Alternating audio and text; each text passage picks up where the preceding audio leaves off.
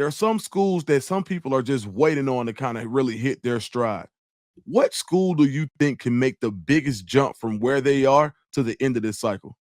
Well, you look at a program like Miami, who's sitting at number 12, and Texas, who's sitting at number 13. Those are two really strong recruiting classes right now, but we've seen them be in the top five in the On3 industry rankings at various times.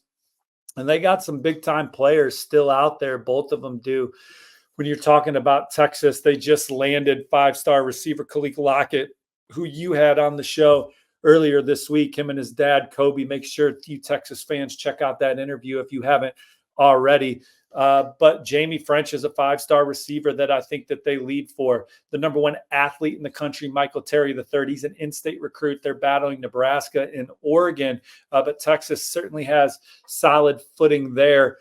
Nick Brooks is a coveted offensive lineman that they're in the final 2 for with USC. So a lot of blue chippers still out there for Texas. And then when the season comes, Dukes, and games are played, there's some recruiting battles that they lost out on that they're going to try and circle back. Everybody's going to try and circle back on guys that they lost out on. But for proximity purposes, can Texas get DeCorian Moore on campus? Can they get Riley Pettijohn, linebacker committed to Ohio State, on campus? I'm not saying they will. I'm just saying that they're going to try. And every school is going to do that. If they missed out, if State U missed out to an out-of-state school, Naeem Offord, I'd be stunned if we didn't see him on the plains for a game this fall. I'd be very surprised if he didn't make it to a War Eagle ball game. So that's going to be the case for Texas. Texas A&M's trying to flip Riley Pettijohn as well. And then Miami, we're going to be talking about it on Wiltfong Whip Around for Thursday's show on Wiltfong Whip Around. But if Miami goes 11-1,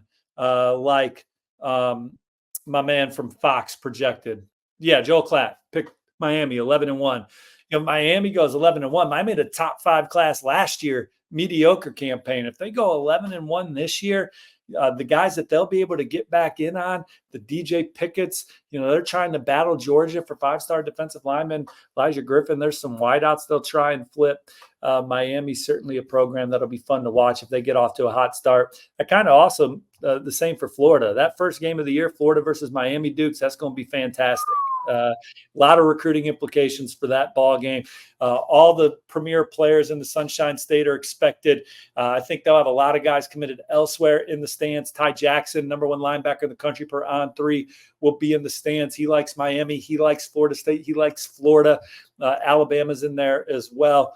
And then that's a tone-setting game for 2026 and beyond, particularly for Florida and Billy Napier and company. They can get some of the people dragging them, saying Coach Nape's not going to be there. There's a lot of confidence around that Florida program right now. It's quiet. It's internal. It's in Gainesville, but they feel like they're building that program the right way. They had to flip an entire culture, Dukes.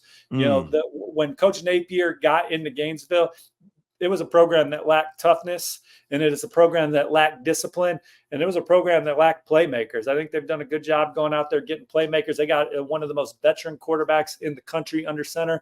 Then they got one of the most talented quarterbacks in the country pushing him in that quarterback room every day. But I think that they like the foundation, what they've done around the line of scrimmage on both sides of the ball. So it's a put-up year for Florida in today's landscape of college football. Probably that way, maybe even a little bit out west for USC as well. But Florida with a huge opportunity in week 1 against Miami to set the tone for the season. But same goes for the Hurricanes to get a huge road win against an SEC in-state opponent as they try and win the ACC this year, get to the college football playoff, and start restoring glory to that program that was so great when we were kids, Dukes, down absolutely. there in Miami.